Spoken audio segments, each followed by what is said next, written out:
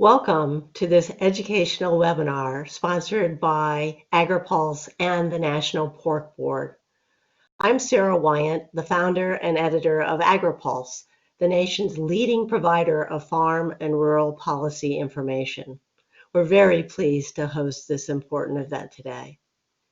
With the pandemic and processing shutdowns that we've experienced this year, it's been an incredibly challenging year for pork producers who work across all of our United States.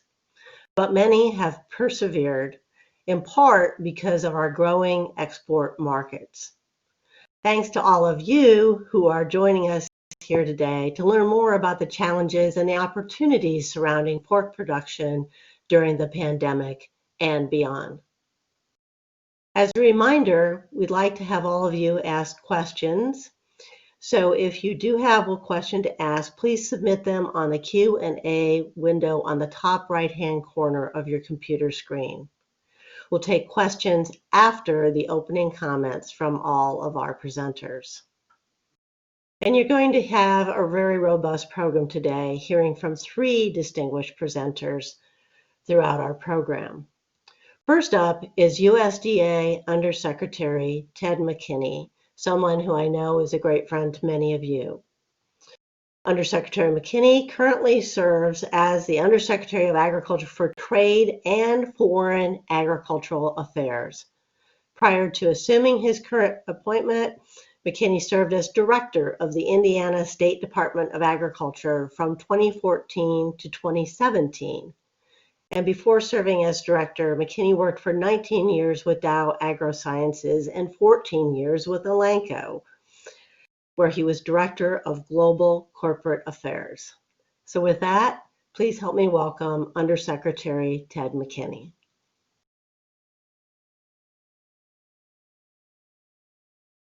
Well, thank you, Sarah. I'm just testing. I presume I'm coming through with both audio and video, so I'll just proceed.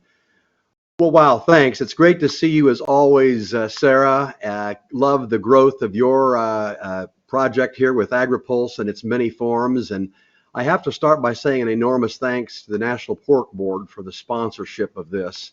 I love these fora. I tend to operate in many that are panning the entire globe, panning all kinds of agriculture. But also love these that dial straight into an industry, because I think we can tailor comments and certainly Q&A in a better fashion. So my compliments. I'm really blessed in my former life to have come to know and work with many of the people at NPB, and by extension I'll also say NPPC. You may wonder, I grew up on a farm in Indiana, and yes, pork has been a part of most of my life there. Initially, it was farrow to finish, ended up being much, much more of a finishing operation. So in those days, when I came back from being a director of ag in Indiana, or in this role, you can believe that my twin brother dutifully put me to work on the most glorious job on the planet, which was hauling manure. So I knew my place on the family farm. There is a pecking order, trust me. That said, we're here when I talk about global markets and other things. I want to touch on 3 things. First, just an export overview. I'll touch on some of the key countries that I think are going well and some that I think are opportune. Secondly, some thoughts on some new market opportunities. And then a little bit on our work together, and I'll try very hard to be disciplined and wrap this in 10 minutes or less. First, my kudos to the National Pork Board, and clearly our extension to them is through the U.S. Meat Export Federation. I must tell you, one of the greatest joys of my life in this job was having spent time with all of those industries, including time on the MEF board and executive committee. It has helped me crystallize my lens on how we go about market access program funds, foreign market development program funds, and the match that goes with that. And more recently, you guys are knocking it really well with the ag trade promotion funds. I'm thrilled with the innovation shown by this industry and NPB, USMEF in particular. So some kudos. First of all, just to remind people that don't know, the monies that we get from Congress, which are very popular with Congress, certainly with us, $15 million in the market development program is provided to USMEF.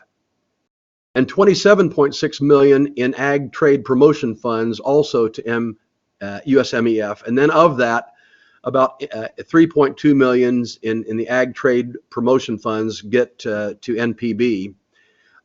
They have taken me through one of the new programs, and I think that the AgView data sharing tool is really a terrific tool. I know it is not yet fully formalized or introduced very widely, but at least my test run and the need that it addresses is just really, really cool. And so yet again, another very innovative approach through use of those ag trade promotion funds. I'll just do a quick reminder for those that don't know the ATP funds. Those came from the Mitigation 1 and 2 programs early on when China was counterpunching to our efforts. And I'm thrilled with the innovation shown there. Just real quickly on key countries on which I'm focused. Though I'm focused on here, I want you to know our theme around here, to the degree that they're even teasing me about this, is we're leaving no stone unturned. If we can sell an extra container of pork somewhere, that's an extra container of pork that came from somebody's farm or ranch, and that's what we want to do. But for sure, we're keeping our eye on several balls. I'll cite Japan, China, and Mexico. I think you're familiar with phase one. I am optimistic. I am ever so bullish on what's going on in phase one, and we're seeing that through a very high number of purchases. I'm guessing that Dr. Hayes will give you that data. And it's true, they've been buying and buying a lot. Now, quickly, I want you to know that I don't just look at the sales. That's a good indicator. I'm also inquiring more of our friends in your industry about margins and how we can get margins up, because ultimately the sale is great, but if there's no money being made, we lose that one leg of the sustainability stool called economic stability. So I'm very tuned into that, but leave it to, for now, let's just say things have been going relatively well in China, and we're very grateful that they are stepping up to honor as much as they can of the phase one agreement, and that pork, in this case, is a big part of that. Japan, we got to Japan on that light version of a free trade agreement just in time, I think. I think you're aware that 98, 99% of the tariff reduction scales that we're applying to the Trans-Pacific Partnership countries are also applicable to us. And my discussions with your industry, notably our friends at MEF, suggest that the sales, and in that case, I think the margins as well, are really showing. And so Japan is, without any hesitation, a very bright story. I've got to say that I'm grateful to some of you. I remember one time my old boss, the vice president, called USDA and wanted to talk to some farmers. I think Ambassador Lighthizer was there, Secretary Perdue was there, a number of people I got from Indiana and elsewhere, and I know your industry was represented because I made sure they were. And the feedback from those friends was fantastic. I think the president even dropped in, I believe, on that one. And the discussion was really how things were going, but clearly it was those of you that were there that said we have got to finish USMCA and pivot to Japan, and I mean fast. And I've been told by many that that was a seminal event, not just to the president, but to our friends at USTR. And so I just want you to know the value of the industry, the farmer to government relationship, because I think we were making headway in our own communication, but I think it was that farmer to the president, farmer to the vice president, farmer to Ambassador Lighthizer and Secretary Perdue that really resonated. And I think that really helped lead to a hastened run at Japan. And so we have to say thank you, and that was successful. We can't bypass USMCA. Now, for sure, I want you to know that I, early on, was one of those saying, don't blow up NAFTA, don't do it. Ag has done pretty well. And yet I have to say that USMCA has been an improvement across the board for other sectors of commerce, but also for agriculture. We're watching very carefully to make sure that those dairy rules, that was the biggest deal in that they are following the rules north of us in the border. I think wheat transference, wine, spirits, and all that, but so too are we sustaining the sale, the transference of products in your sector, in the pork sector. And I think the sales are looking good and looking better. And so USMCA has been a real win, and I'm very, very excited about that. In terms of 2020, the exports, at least by our WASDE report, forecast a 16% higher by volume than last year. And as we look to 2021, another 3.3 million ton net increase. And I think that's coming from a lot of markets, and we're continuing. So China, Japan, Mexico, Canada, all of those are very, very critical markets that we're continuing to focus on. But we're not stopping there. I think we all know that purchases of finished pork will probably slide a bit in China at some point in the future. That means we've got to find new markets, and I think we are. I'm very, very bullish on the Asia Pacific region, Vietnam, the Philippines, Thailand, Indonesia, and other markets, I think are seeing market improvement, and we are continuing to go there. In my many air miles, I think I'm at 450,000 air miles before I got shut down in March. We had visited most of those countries 2, if not 3 times, and there is value. Funny thing happened on the way to the marketplace. There is value in showing up. So we're working on that. I'll just close by saying that in the working together department, I couldn't ask for any better relationship with this industry, whether it's NPPC, Maria, Nick, Neil, or NPB. Talk to them periodically. Thank you for the tour guide on AgView, but also with the industry and the academic sector. Dr. Hayes, it's my first time meeting you, albeit virtually, but I read your stuff on a regular basis, and so thank you. And Jan, what can I say about you at the farmer level? Thank you for all that you do. We want to keep those relationships and the candor going. My door is open, the phone's open, and we've got to keep that going in some way. And I'm also most appreciative of your feedback on what countries we need to continue to be targeting. As long as you know that we're leaving no stone unturned, that's true. We're following that creed. But I also appreciate when we need to double down on country X, Y, Z, A, B, C, and we are. So I'll leave the rest for Q&A. Sarah, thanks for letting me be a part of this, and thanks NPB for the sponsorship. Well, thank you very much, Undersecretary McKinney, and we do appreciate the fact that your door is always open and that you are very accessible to those of us in the media who are looking for the latest on what's happening in your very important mission area. So up next, we're going to hear at the producer level from Jan Archer. And as you can see, Jan is going to be someone who is actually a boots on the ground producer. She and her husband, Jack, own a 1,200 sow farrow to wean farm in Wayne County, North Carolina. And I'm especially glad she's able to join us despite hurricane winds outside of her window. She's still able to join us on this webinar. Jan graduated from Michigan State University. She has a degree in animal science and has a lot of background in pork production. She moved to Plains, Kansas to work for DeKalb swine breeders after graduation, working for that company, including a 2-year stint in Singapore as an international swine service manager.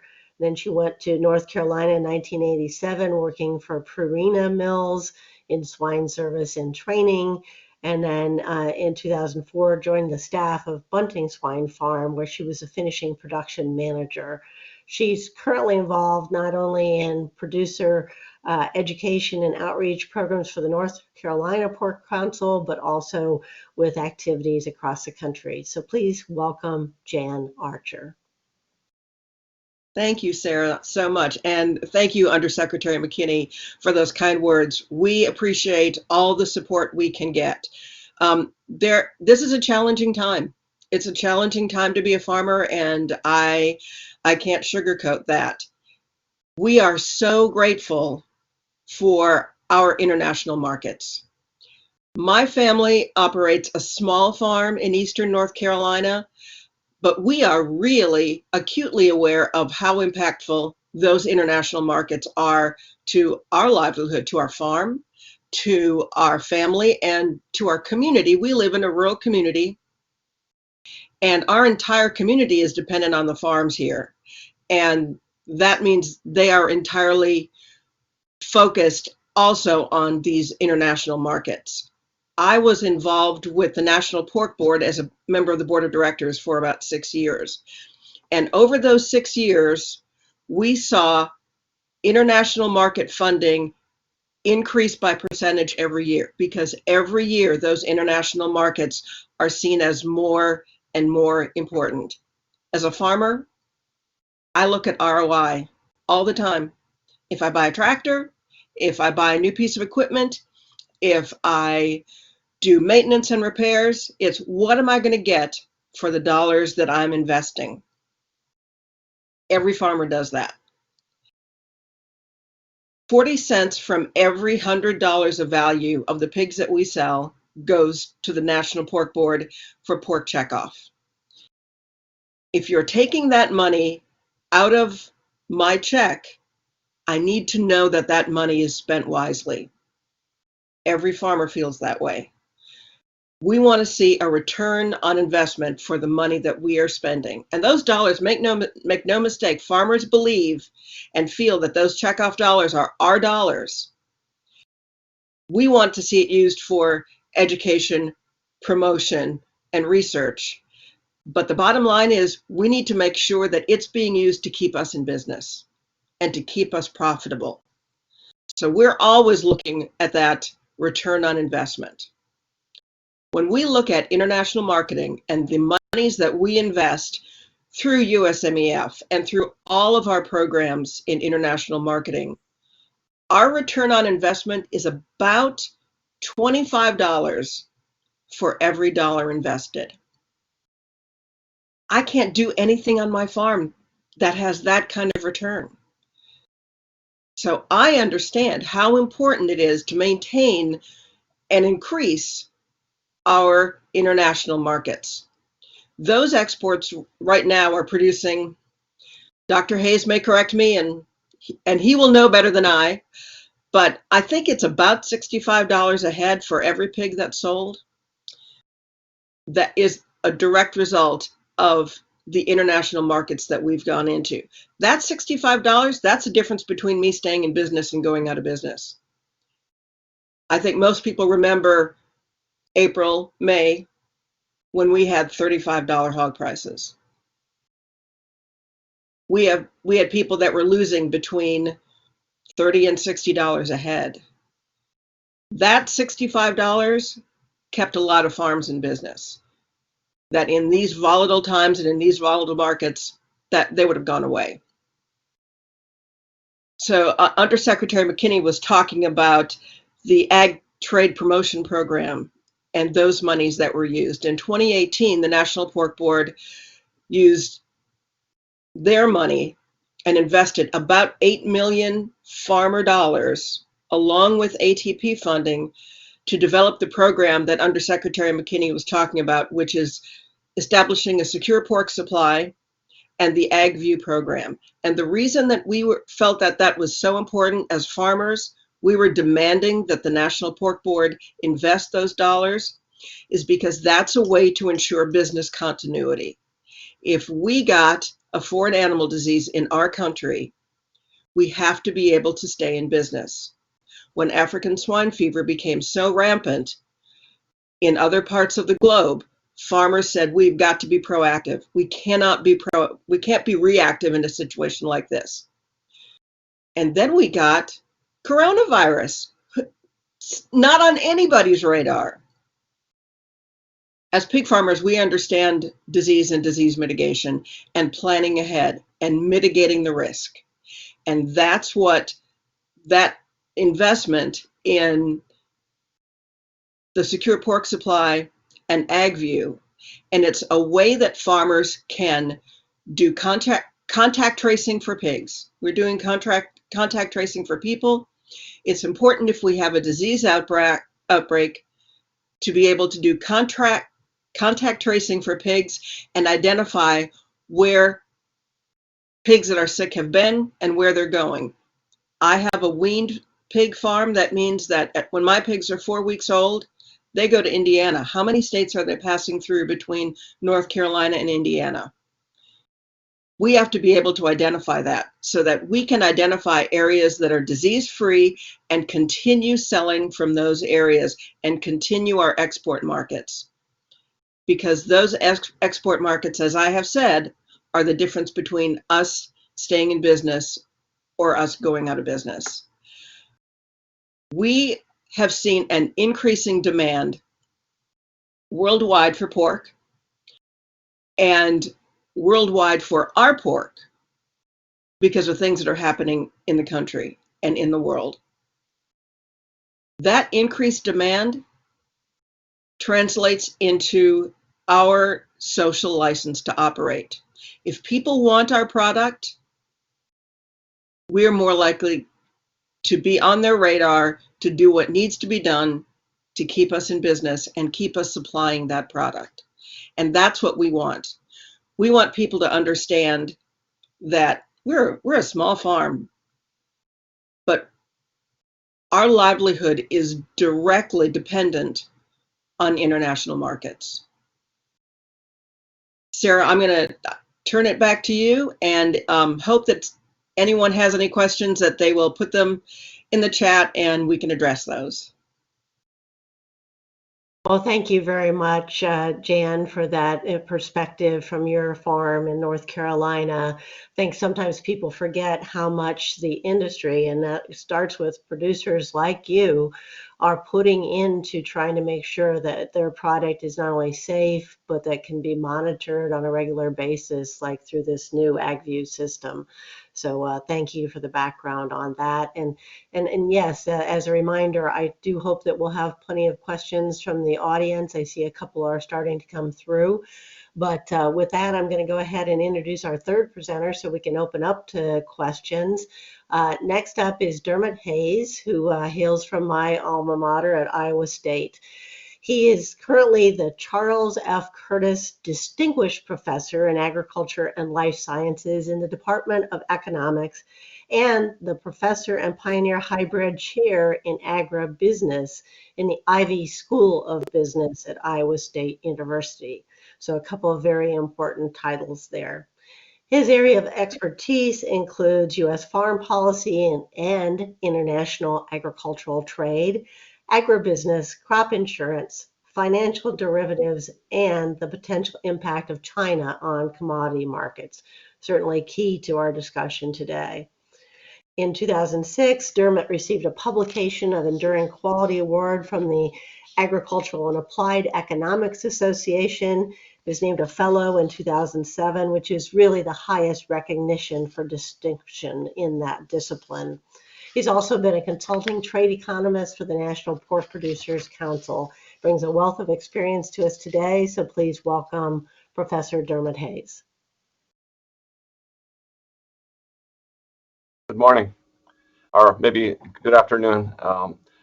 By way of background, you may notice that I have a funny accent, and I certainly have a funny first name.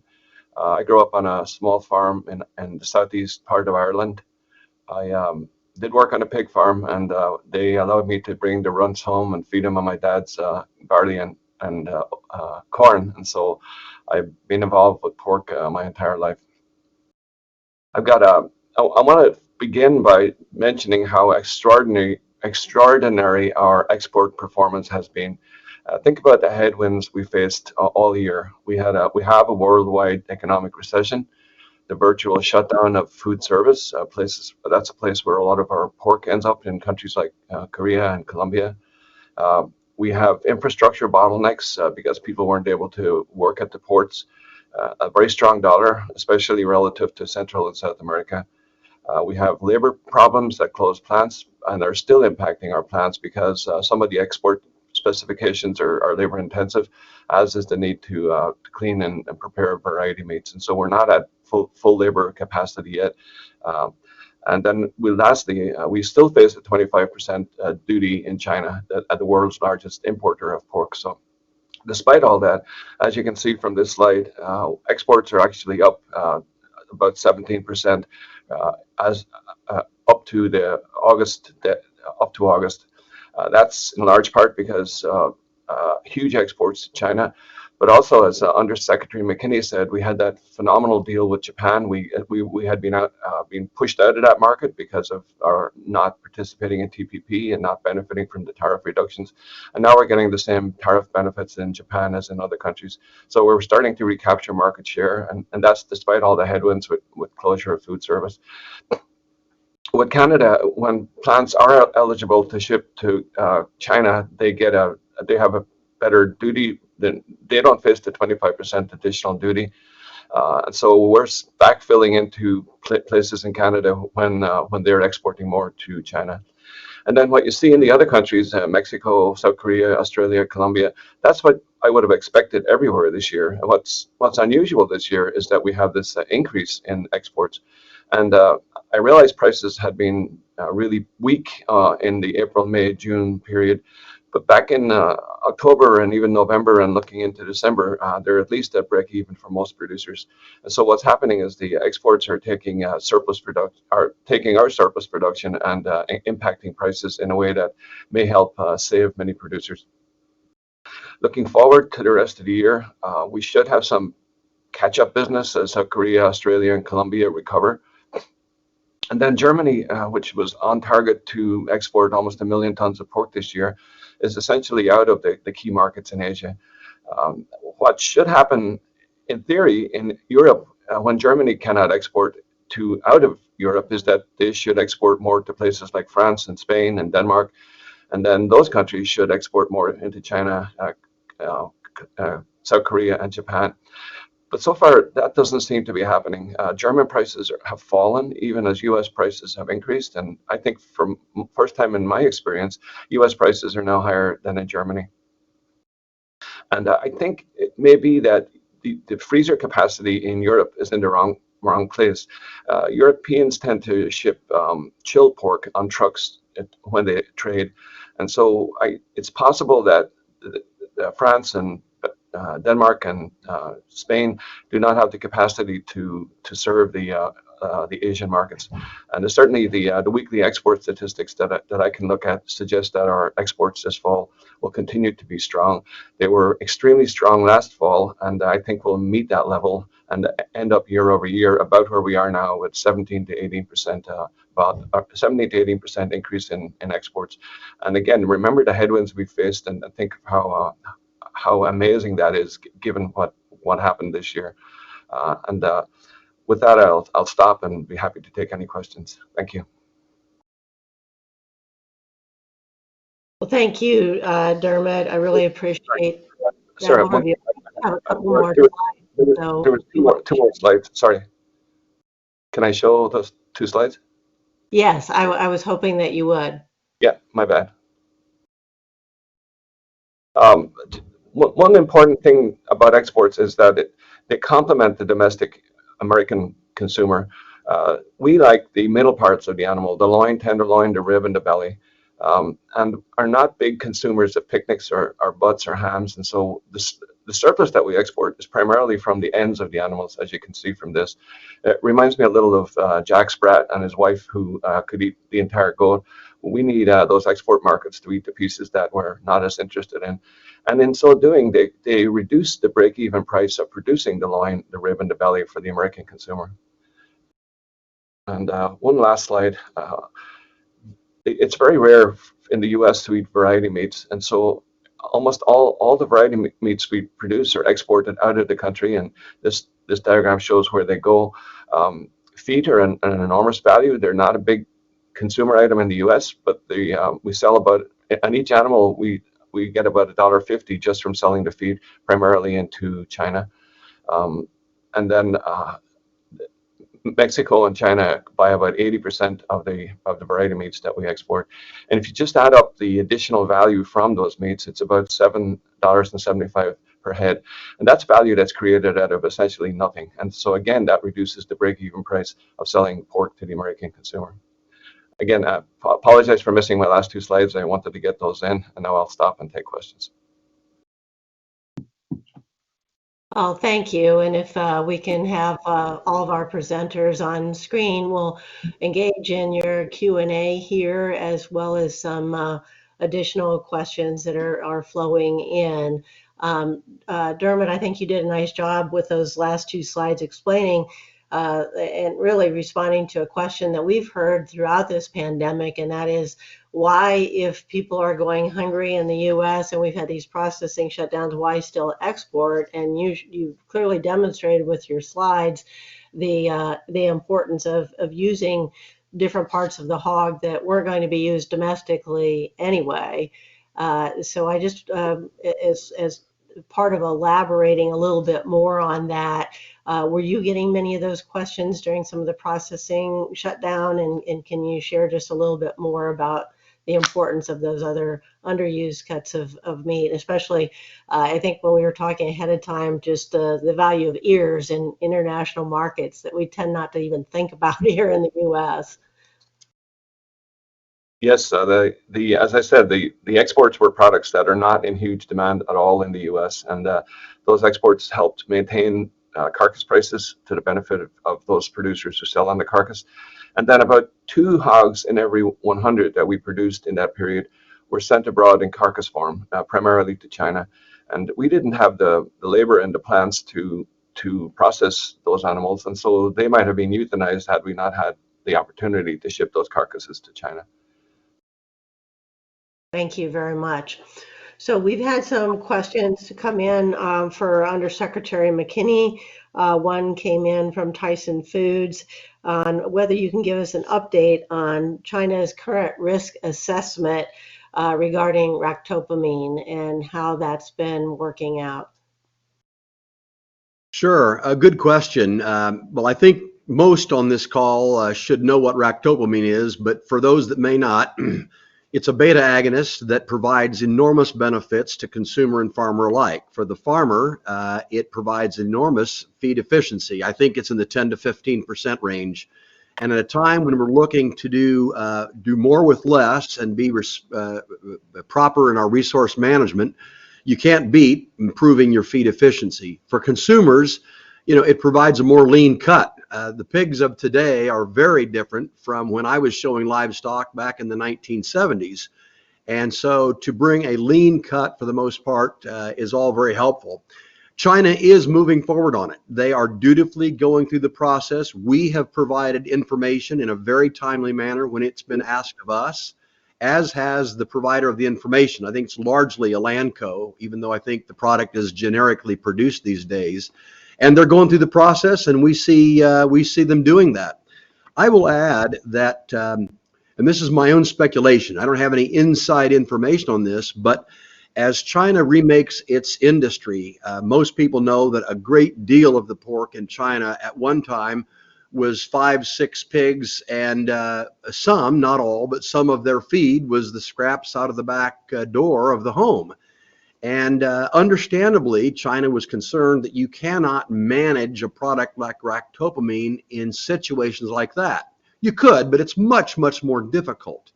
Well, if they truly are moving to the large modern barns in a system much like we see in the USA today, that makes the management of that product a great deal easier. Add to that, it seems like they would want to be very efficient with their precious resources, feed, livestock. And so there's that benefit. And they too, like all consumers, want to make sure that leanness is a part of all of their food and their diet. So we'll see where it goes, but they're certainly following all the steps in the timeline that they said that they would, Sarah. Good question by Tyson. Thank you. There are several other questions have come in. One has to deal with, and I think Undersecretary McKinney, if both you and Jan perhaps can talk about this a little bit, regarding USDA's efforts through the National Agricultural Statistics Service as well as USDA's Economic Research Service, partnering in 2021 to measure key economic data for the hog industry. Can you comment a little bit about how that's going to work to collect producer information and how that's going to help better identify the margins in the pork industry? And again, start with you, Undersecretary, and Jan, perhaps if you're familiar with this effort, if you could comment as well. Well, sure. I'll start by saying I hope, good gosh, I hope that farmers will participate in that. That data is used very widely, and we would not want it to be skewed because of a lack of information. And I think for the most part, it helps people make good decisions. So my hope is that farmers, on whatever NASS or ERS study comes out, would participate. I know that at least on the cropping side, there were some questions early on last year and maybe a little bit this year. No, there is absolutely no deep state here, for goodness sake. These are people who believe very much in servicing their primary customer, farmers and ranchers. And the data is based on the feedback they get from farmers. It's not made up. Now, to be sure, you've got to do analysis, much like Dr. Hayes does on a regular basis. But we surely do hope that if NASS or ERS or anybody from USDA calls, that there would be an honest reply, because it's only to benefit you and the industry, for sure. Thanks. Jan? I believe that farmers absolutely will participate. In the pork industry, we have an advantage in that we have a good contact point with the National Pork Board and National Pork Producers Council. Those two organizations have ways to communicate pretty easily with most of the pork producers in our country, and having reassurance from both of those groups that this is an important and a valid study to be part of, I think would be really helpful. The other part of this is I always tell people we produce 5 pounds of paper for every pound of pork that we produce. We have a lot of records, and we use those records and we share those records. So pork producers are used to doing that. Thank you very much. A question for Dr. Hayes. As we're talking about the importance of exports, is there an optimal percent of the total pork production in the U.S. that should be exported? I think you might still be muted there. The answer depends on your perspective. Iowa has almost doubled its pork industry in the last 20 years, and a lot of that extra production was exported. And so here in central Iowa, I think there's no upper limit to how much pork we'd like to export. However, we do expose ourselves to a loss of international markets if we get foreign animal disease. So the more we export, the more we need to prepare for that. I will say that Canada exports a much bigger percentage of its product than we do, and so does Denmark. And so it is possible to have a prosperous pork industry, even if you depend on exports. But you have to put in place a backup plan in the event that you lose those markets overnight. Very good. So a lot of variation there. A couple of other questions have come in, just asking about the perception overseas of U.S. pork products. Obviously, we think it's terrific because we know that all the safety protocols that are involved and all the work that's being done with our nation's pork producers to have a quality product. But I think start with you, Undersecretary McKinney, and then if both Dermot and Jan would like to pitch in, do you hear anything that there are concerns that would be perhaps keeping U.S. pork from being exported at a greater level from some of our overseas customers? Oh gosh. Well, first of all, am I with you? I got cut out there for just a few seconds. Do you hear me? Yes. Okay. Well, the short answer is as much as we in agriculture who follow the golden rule and do unto others as they would do unto us, believe in that, trade is a dog eat dog world. A cynic might say a screw or get screwed world. So yes, there is all kinds of nefarious action going on blocking imports and so forth, for sure. But by and large, I will say that the good news to the other side of that equation is that people recognize the quality and in some cases the quantity of U.S. pork, and that's a good thing. Except for the EU, who is always trying to diss U.S. product, the rest of the world is very good at immediately, unequivocally recognizing quality from the U.S. And so in that sense, it helps us out.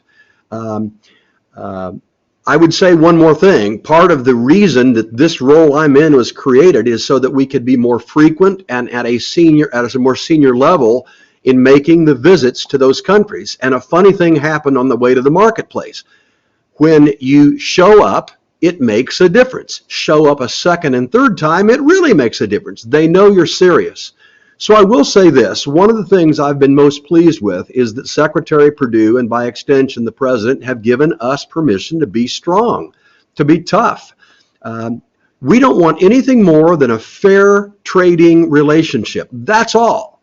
And when we don't get that, we're going to ask them, can you find a way to help us out? And if they don't, then there are tools in which to use. And we have been using those. And I think that's why in some cases we're seeing for a while there, we had no poultry access to China. And I think pork had a lot of plants that were constrained, were not allowed to go into China.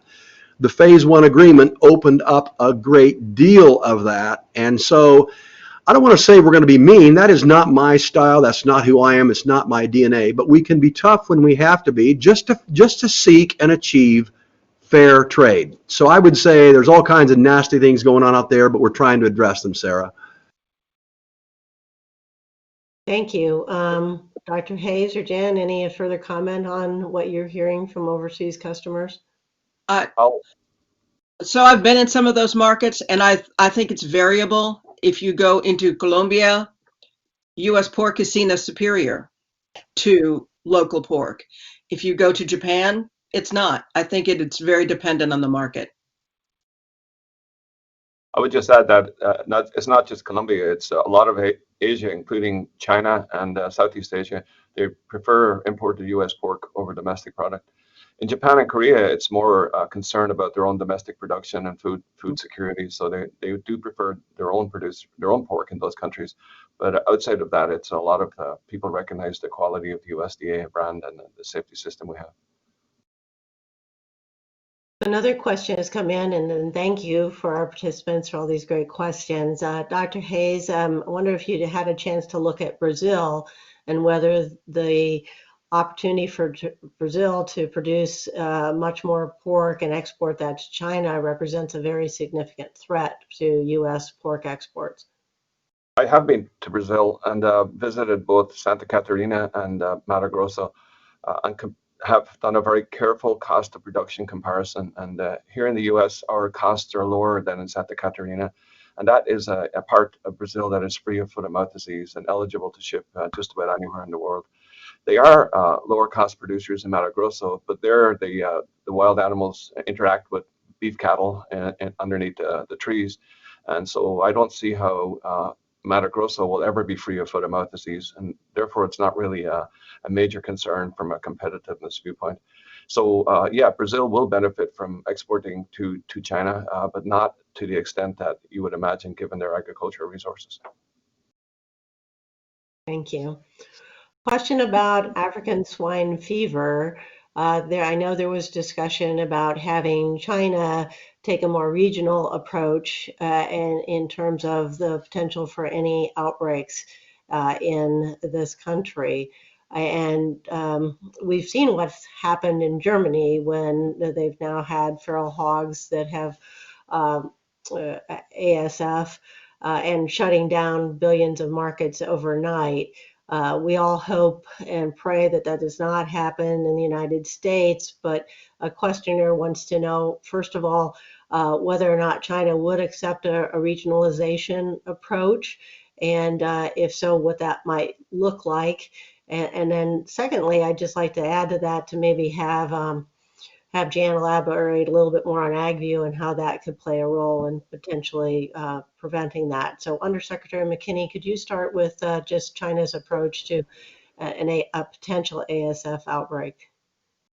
Sure. Well, there's two or three pieces to that. Let me start by saying our goal and a great deal of effort at USDA, notably by my colleagues in APHIS, has been to keep the disease out. And I mean, it's been investments across the board with dogs at airports sniffing that out. That's how they caught a couple of shipments of meat coming in. I'm very close to that. My daughter-in-law leads North America for Customs and Border Protection, so I get a full frontal assault view on that, and I think those kinds of things. There's all kinds of more and additional inspections at exporting locations, the countries where it's coming from. We're very quick to act when we have instances like we saw, unfortunately for our friends in Germany, with the feral livestock. The risk curve is significant, and we're making doubly sure that we're uber conservative in that kind of an area. So no matter what the example is, prevention will be the very best thing. Now, that said, to your question, if it comes, who knows? But I will say this, they did accept, and they have accepted, the regionalization protocol for poultry with high-path avian flu, and that was demonstrated. I think it was no more than 2 weeks after, I think it was along the eastern seaboard, there was a small and relatively short incident of high-path avian flu. China honored the regionalization protocol, and so that state was not allowed to export, but others were. So we would hope that that would be followed, and I think that's why all the discussions that we in Ag continue to have with China is so important. Dialogue, technical discussions, they all pay dividends. We intend to sustain that as best we can. So I don't have the answer, but I hope we have an indicator through the reply there. Thank you. And Jan, could you talk a little bit more about how AgView could play a role? Absolutely. So AgView is a system that really monitors the biosecurity of the country. It's a way that we can identify pigs, potentially diseased pigs, from one location of the country to another, all the way, and the chain all the way through, so that we can establish buffer zones and then establish areas by exclusion that are free of disease. It's very much like the contract tracing that people are doing with COVID-19 right now.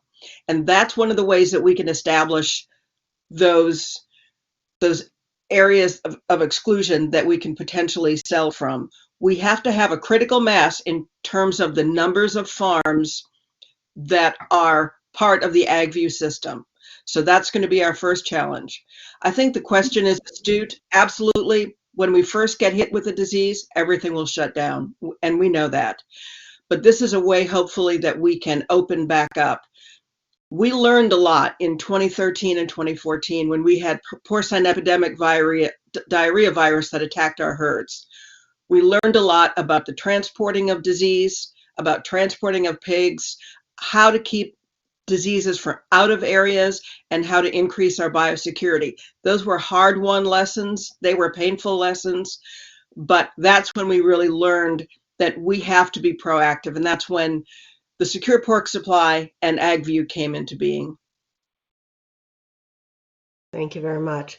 So a couple other questions just about what else we can do on the export front. One is, are there any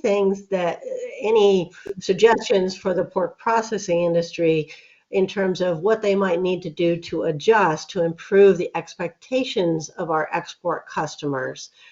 So it kind of goes back to, again, are we hearing anything that we need to do differently from our customers to make the whether the the expectations improve so that they would want to buy more, or does it still just come down to some of these cultural differences and the tariffs that are in play, because obviously cost still matters.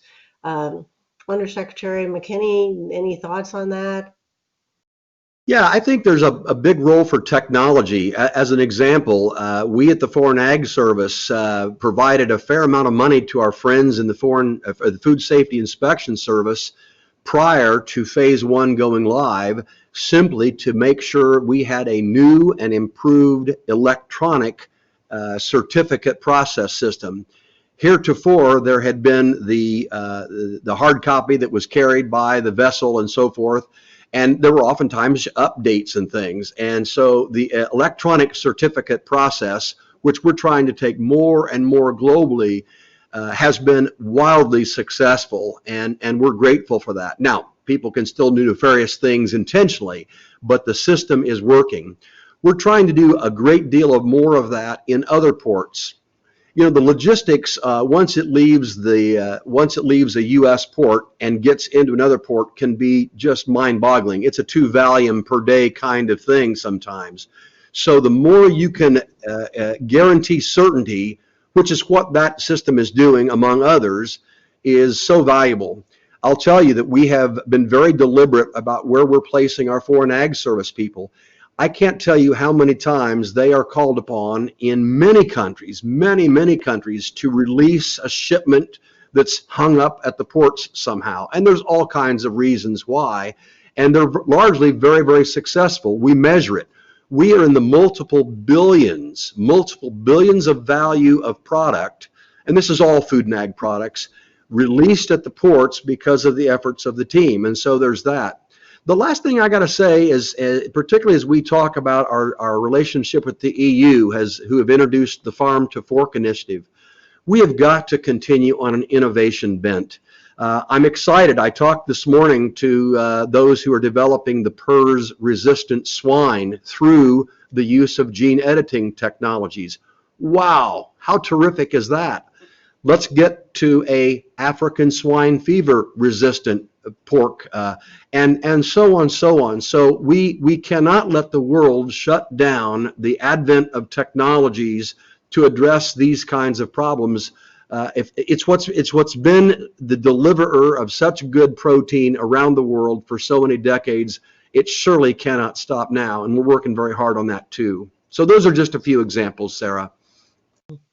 Thank you. Professor Hayes, I don't know if there's anything that you wanted to add to that in terms of looking at how we move pork from the U.S. to overseas markets. Just to mention that as technology improves, we'll soon be able to batch trace animals. That is, take a loin and figure out which farm it came from, and that will improve the incentive structure for quality along the way, and will improve our international opportunities too. The Europeans claim they can do that, and that's one of their selling points, and we're soon going to be in a situation to do that as well. And it should get us back on a level playing field in terms of traceability. Right. One other question for you, Professor Hayes. Questioner wants to know, are we continuing to export whole carcasses to China, and will that trend continue if they get their hog herd under control from ASF? So it's not quite a whole carcass. We take the carcass and split it down the middle, and then take out the middle and leave that in the U.S. and send it to end quarters or end pieces with bones to China. I believe they use that for their domestic reserve. So when the government is buying, that's the product that moves. Now, we did have several plants that were specializing in that, and one of those plants has stopped specializing in carcass meat and gone back to producing primals for the U.S. So our exports of carcasses have fallen, but they were there when we needed them. As I said, 2 out of every 100 animals we produced during the crisis were shipped in that form. Thank you very much. Another question came in just talking about what's the next big thing for export markets. We've had quite a bit of discussion about China and obviously Japan and Mexico and Canada. But Undersecretary McKinney, I know you've been doing virtual trade promotions, and you've been talking to folks, as you said, leaving no stone unturned as you look at these important market opportunities. If you're talking to the pork producers who are on our call, where should they be starting to focus in terms of market development of that next big thing in terms of export markets? Well, the good news is I think in large part they have. I think the new technology that Jan detailed is a good example, and I talked with NPPC and NPB both about Southeast Asia, which has expressed a keen desire for more of our pork, and they're proving it in their purchases. So I think diversification of our export markets is always a good thing. I mean, our 401k is very diverse, don't have a single one and only one stock in it. So there's value in diversifying that kind of portfolio. So I think that we're doing it. Two things. We must continue to look at the countries that are going to make the difference between the 7.5 billion on the planet going to the 9 or 10 by 2050. And that is largely Indonesia, and it's largely Africa. Now, faith and people's religion have some things to do with their diets, so we have to acknowledge that. But we have an all-of-government approach to Africa now. It's called Prosper Africa. You're well aware that we're working on a free trade agreement with Kenya, and we hope that's very successful. It was only delayed a bit because our friends in Kenya caught COVID, those that were on the negotiating team. I think they're all well now, so that will continue. And it doesn't intend to stop there. We're being invited to do a lot more for largely two reasons. One, much of Africa is really sick and tired of Europe dictating to them how they should farm, what the limitations are, and all of that. And also they are concerned a bit about the presence, the magnitude of the presence of China. So terrific. And I also think some of the concerns that were blocking a lot of our businesses from going there, things like corruption and graft at the ports, I think a lot of that, not all, but a lot of that has subsided. So we're very excited about diving in much greater detail into Africa. I think that could mean as more and more people around the world, and they are, enter the middle class, we know what happens. They first buy better protein and nutrition for the kids. Education is a very close second. So we're focusing on those areas which we can do that. But I'm going to go back to what I said. We have people around the world, and it's no stone unturned. If they think they can get a little more access, that's going to help some farmer like Jan, and that's fine with me. So it's all of that. And then I'll say it again, innovation in this industry must continue. I think it's going to solve a lot of the problems. Thank you very much. And I know that you've, when you spoke to us last month, Undersecretary McKinney, we did talk about the concerns that if some countries are going to try to block our ability to innovate, it makes it more problematic for those exports all around the globe. And so thank you for lifting up those concerns. I'd like to just end here with a couple of comments from Jan that you made earlier, Jan, in terms of we talk about the pork production on your farm, but basically it has a ripple effect. Everything that happens in terms of value that you are creating with those hogs also employs truck drivers and veterinarians and people in rural communities who are all along that value chain. And I'd just like you to give us a couple of closing comments about the importance, impact that you have on your rural communities.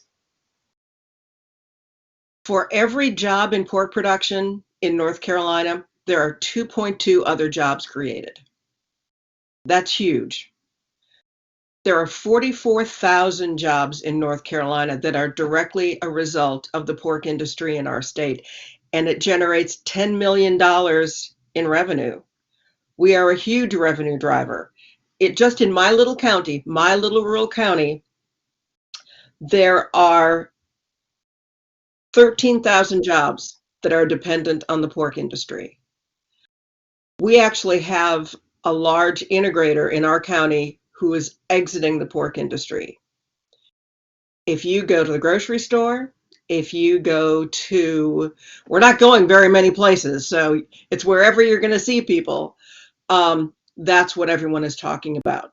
What's going to happen to our community without these pigs in our county? And it's creating some real angst and some real problems for everyone in our county, regardless of what you do. I was talking to a friend yesterday who had someone come to work on her washer and dryer. And the guy said, I don't know what I'm going to do because I have the contract with that company to service all of their washers and dryers. That's 60% of my business. What am I going to do? We are one example in one state, in one county. Agriculture's fingers are are deep, and those ripples go far. But the pork production especially in eastern North Carolina, that those are not ripples, those are roots. And it's something that we look at every day, and we're grateful for being able to be here, and we hope that we're going to be able to continue to be here. Thank you, Jan, for those heartfelt comments. You share that reality on the ground that all of us hope we can continue to have profitable pork production in the United States. And as we learn from this webinar, a big part of that is our ability to export and to continue to find those new market opportunities. I'd like to close today by thanking everyone for joining us. Undersecretary McKinney, Jan Archer, Dermot Hayes. It's been a very robust discussion, and thanks to all of you who have been on the line watching this webinar or listening. We appreciate your involvement, and we look forward to working with you at some time in the near future. Thank you so much.